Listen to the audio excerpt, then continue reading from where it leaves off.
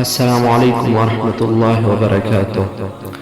د دنیا او آخرت د ټولو بدمرغیو څخه د خلاصون او د دنیا او آخرت د ټولو نیکمرغیو د حاصلولو یوازینی لار په قرآن کریم باندې عمل کول دي.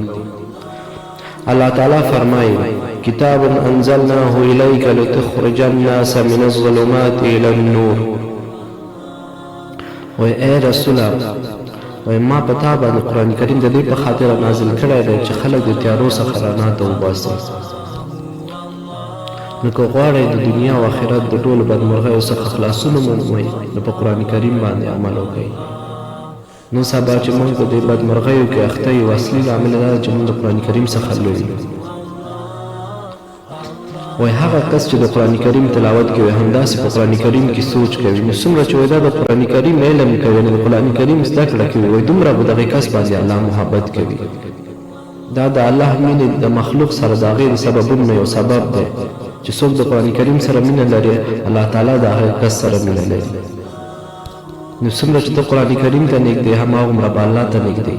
نور ته فکر وکړه چې تا نن څومره تلاوت کړی، بیا د ځان مقایسه کړه چې تا څومره تلاوت کړی او څومره مینه دې ترلاسه کړې.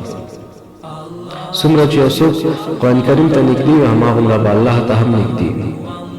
او څومره چې د قرآن کریم څخه لرې یاستئ، همداسې به د الله څخه لرې اوسئ. یو صحابي و، هغه به همیشه د سورت اخلاص تلاوت په مانځه کې کوه. بیا صحابه او رسول الله صلی الله علیه وسلم ته وویل چې دا همیشه د سورت اخلاص تلاوت کوي.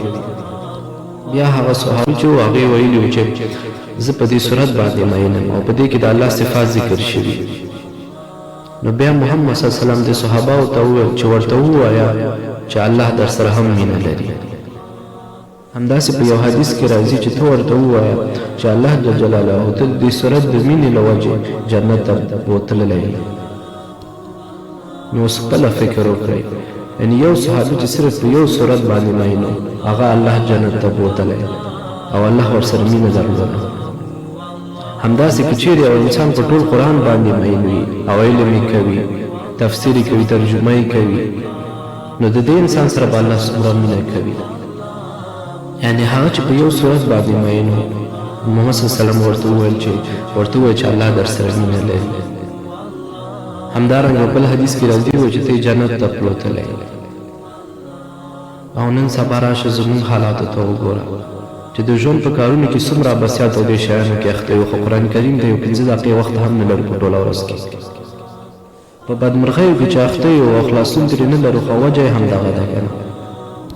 همداسې دا ژوند نن بې سکونه دی، وجه یې ټوله همدغه ده.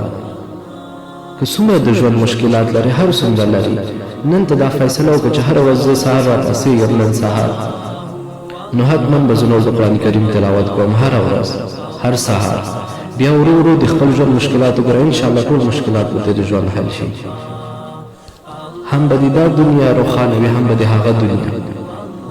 او څوک چې قرآن کریم تلاوت کوي، د هغې د یو نیکۍ په آخرت کې 10 چنده اجر ورکول کېږي. یعنې د الف لام میم مطلب دا یو حرف نه ده، دا 3 حرفه دي، به د دې 10 چنده.